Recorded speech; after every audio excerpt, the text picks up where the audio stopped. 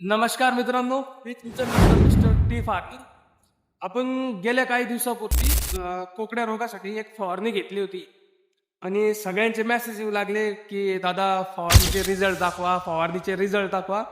तर मी आज रिझल्ट घेऊन आलोय आणि काय काय फायदा झालाय औषधापासून, रोग कितपर्यंत कंट्रोल झालाय, संपूर्ण माहिती देणार आहे. औषध कोणकोणते घेतले होते आणि किती प्रमाणात वापरले ते सुद्धा पूर्ण माहिती देणार आहे. आणि त्याच्यामध्ये प्लस मी तुम्हाला माझं पाणी व्यवस्थापन कसं आहे हेही सुद्धा ह्या व्हिडिओमध्ये सांगणार आहे. त्यामुळे व्हिडिओ पूर्ण बघा आणि तुम्ही मला मेसेज करत राहता, कारण मी व्हिडिओ पूर्ण माहिती दिलेली असती, तुम्ही पूर्ण व्हिडिओ बघत नाही आणि त्याच्यामुळे मग तुम्ही मला मेसेज करता, ते जमत नाही. मी कारण व्हिडिओमध्येच पूर्ण माहिती देऊन टाकत असतो. त्यामुळे सांगतोय व्हिडिओ पूर्ण बघा. आज ते झाड मी सुरुवातीला तुम्हाला एक व्हिडिओमध्ये दाखवलं होतं. हे बघा, हेच ते झाड आहे. ह्या झाडावरती सगळ्यात जास्त माझ्या याच्यामध्ये प्रादुर्भाव झालेला होता. हे तुम्ही बघू शकता. त्याचे मी हे बघा असे कालच असे शेंडे वगैरे खोडून टाकले होते, जे मला जास्त वाटत होते. आता जे नवीन फुटवे येत आहे ते पण, हे झाड माहिती का नपुंसक त्या टाईपमधलं असतं. त्याला आपण चक्का वगैरे असं बोलतो का, तशी या झाडाची कंडिशन असते. याला माल वगैरे काही लागत नसतो. हेच ते झाडे. याच्यामुळं मला पूर्ण झाडांना जर समजा इजा झाली असती, हे झाडामुळं, हे झाड मला उपटून टाकायचं आहे. पण मी बघतोय की समजा जे हे पान आहे आपलं, हे बघा तुम्ही, हे जे पान दिसतंय का, हे जर पान असं खराब करून टाकलं, समजा काढून टाकलं तर नवीन पाने चांगले येतील का, हे बघण्यासाठी मी या झाडांना हे तर ठेवलंय. हे बघा,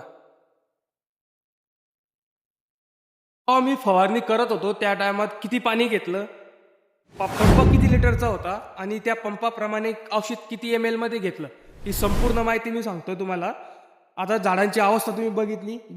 जे झाड कोकडलेलं होतं तिच्या शेजारचं झाड सुद्धा एकदम फ्रेश आहे, म्हणजे औषधांनी काम चांगलं केलंय. आणि आता तुम्हाला समोरची झाडं पण दाखवतो. आणि असं वाटत असेल तुम्हाला की एकच झाड फ्रेश आहे, बाकीचे खराब झाले, तर तुम्ही कोणती पण लाईन सांगा, त्या लाईनीमध्ये मी जातो तुम्हाला रिझल्ट दाखवतो.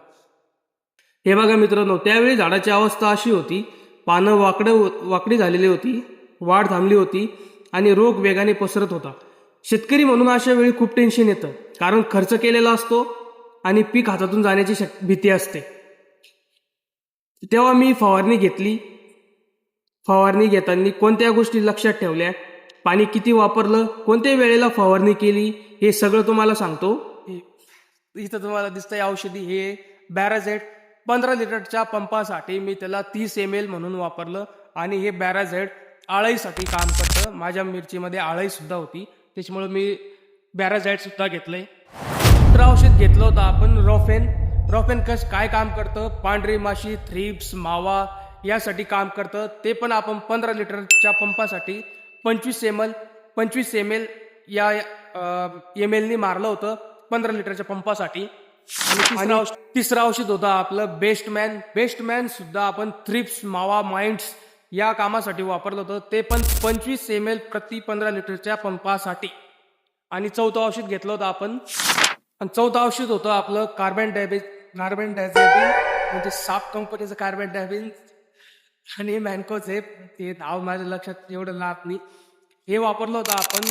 ते किती पूर्ण त्याच्यामध्ये 10 टाक्यांचं औषध घेतलं होतं आपण, पाणी करून घेतलं होतं 10 टाक्यांचं.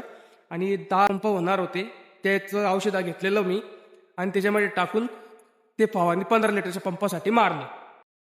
माझं पाणी व्यवस्थापन मिरची लागवड केल्यापासून आज 1 महिना प्लस प्लॉट झालाय, तरी 1 घंटा रेग्युलर पाणी देतोय मी. दररोज 1 तास पाणी आहे मिरचीला.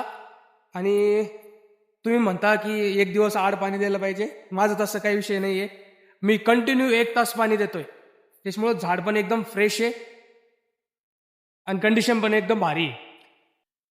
आता सर्वात महत्वाचा भाग, हे बघा, आताची झाडाची परिस्थिती, नवीन फुटवा चांगला आला आहे, पानांची क्वालिटी सुधारली आहे, झाडांमध्ये जोम दिसतोय.